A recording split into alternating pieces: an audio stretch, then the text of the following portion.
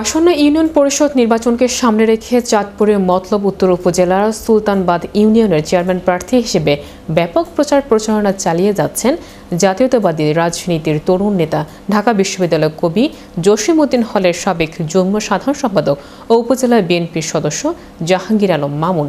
তিনি প্রতিদিন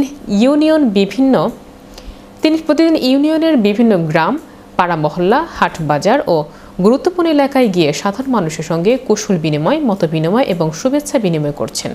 উপজেলার সুলতানাবাদ ইউনিয়নের মজলিশপুর গ্রামে বায়তুল ফালাহ জামে মসজিদে পবিত্র জুমার নামাজের শেষে উপস্থিত মুসল্লি ও সাধারণ ভোটারদের সঙ্গে কুশল বিনিময় করেন। এ সময় তিনি স্থানীয়দের সুখ দুঃখ, বিভিন্ন সমস্যা ও উন্নয়ন সংক্রান্ত প্রত্যাশার কথা মনোযোগ দিয়ে শুনছেন এবং নির্বাচিত হলে একটি সেবামুখী, স্বচ্ছ ও জবাবদিহিমূলক ইউনিয়ন পরিষদ গঠনের প্রত্যয় ব্যক্ত করেন।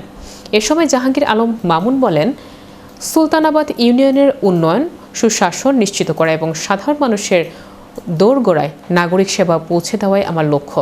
আমি সবসময় মানুষের পাশে ছিলাম, ভবিষ্যতে থাকব।